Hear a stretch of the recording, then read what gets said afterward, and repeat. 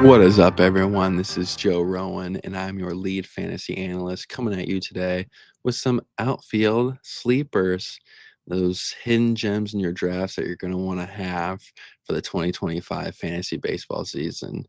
And these outfield guys, man, some young cats, there's some powerful bats, there's some potential all around. So make sure to cash in on these later picks, and I'm going to walk you through a few of them. So let's start out with 283rd off the board, and that is Roman Anthony. So I just want to say right off the bat, draft and stash Mr. Anthony as much as you can because I trust everything he's shown us over his minor league career. And honestly, the only concern I have with him up front is opportunity. And that's why I tell you to draft and stash him because I don't think he's going to be on the opening day lineup, unfortunately. I don't think him or Christian Campbell or Marcelo Meyer will be on the opening day lineup. However, I think their time is coming in 25, and I think they'll be up with a team sooner rather than later. Remember, it only takes one injury, and one of these guys will probably be called up. And if it's in the outfield, it'll more than likely be Roman Anthony. The the Red Sox, they have a good problem on their hands. Though, it might not be best for Anthony's playing time, he'll be there. He'll be there shortly. And at just 20 years old, man, he's got all the potential in the world. I enjoy watching, AAA results and how a player reacts to AAA pitching. And last season, it was incredible what Anthony did. In 35 games, he produced a 344 average, 463 on base, and 519 slug.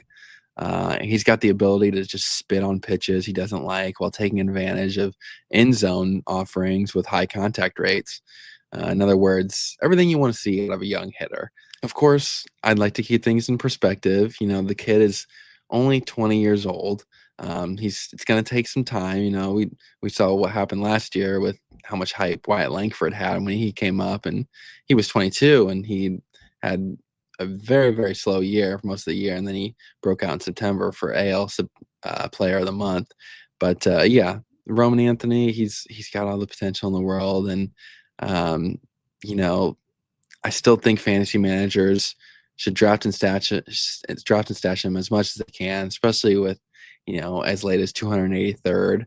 Because I mean, do we really want someone with a floor like Lars Nootbaar, who's going a few rounds before, or someone who might miss April or May, but then he's called up in June and he could be a star right away? You never know.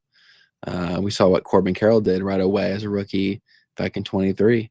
So you never know. And Anthony, he's a future stud. Next, let's move on to 277th off the board, Jordan Walker. Now, this guy has been a failed prospect so far, but let's pump the brakes a little bit. He's very, very young. Patience. I know it's hard. A top prospect who isn't immediately successful hurts your fantasy teams if you invest in them.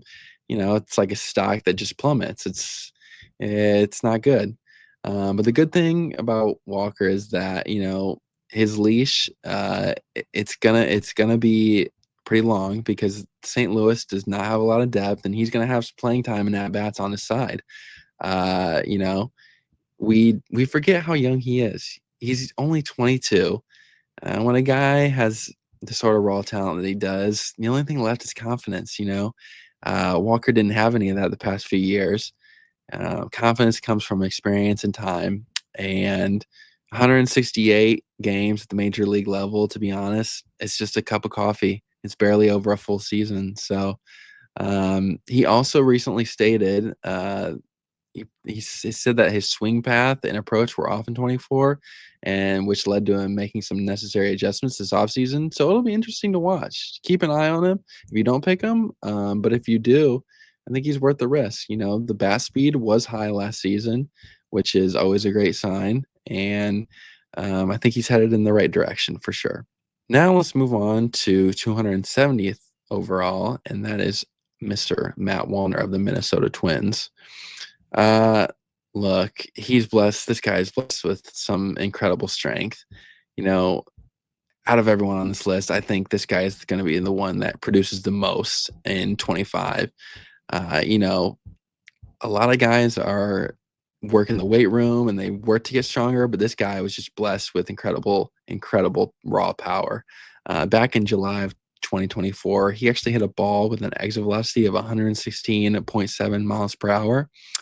This was only the second hardest hit home run by any Twins player in the StatCast era. Uh, and at that point, he joined O'Neal Cruz, Giancarlo Stanton, Vladdy, and Shohei as the only players who hit multiple balls at least 116 miles per hour. Look, we've seen some incredible analytical studies done on why a certain player will break out. But the fact of the matter here is, even if someone has this type of underlying data, it doesn't do much unless the batter produces. And to be honest, he did just that in 24, even if you didn't know. He only played in 75 games, but he had a 523 slug, 372 OBP with 13 long balls, and an 894 OPS. And if you stretch that out over 162, if he plays 150, that's high 20s, low 30s homers. And Twins fans, get ready, because this guy, he's the real deal. Rocco Baldelli actually played him against a few lefties at the end of last season, so that's a great sign. Very encouraging that he can get in there against some southpaws. And if he gets 100, he probably won't get 150 games played, no. But if he gets 120, 130, I could still see him getting 30 bombs. And lastly, let's talk about Jesus Sanchez of the Miami Marlins. Now, there's not a whole lot of potential on the Marlins. They've made some questionable trades in the past. Their ownership's a little funny, but Sanchez could be a bright spot for them this season. If he can find a way to tap into his true power, we could have a star in Miami. Go look at the StatCast page. It's blood red. And including a guy like this and a questionable lineup it can be, I know you can raise an eyebrow probably, but I really like a lot of the metrics on this guy. His impact on the ball is clear. The swing is sped up over the past few seasons. Being in the 93rd percentile in average exit velocity and 95th in hard hit rate, it's nothing to sneer at. Let's not sneer. Let's give him some respect here. We often forget that, again, like a lot of these guys, he's only 27. He's entering his prime, and he continues to collect experience with each at bat. And his minor league career suggested good things to come in the majors too. And the good news is he's trending in the right direction. His OPS home run totals have grown the first 2 full seasons of major league experience, and I think he can break out this year if he follows the same path.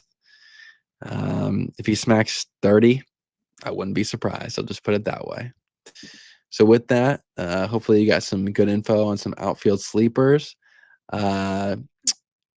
I would hope that you guys will subscribe to the Just Fantasy Baseball podcast. I'll be here with you all draft season long and all season long, giving you some tips and tricks, fantasy baseball wise.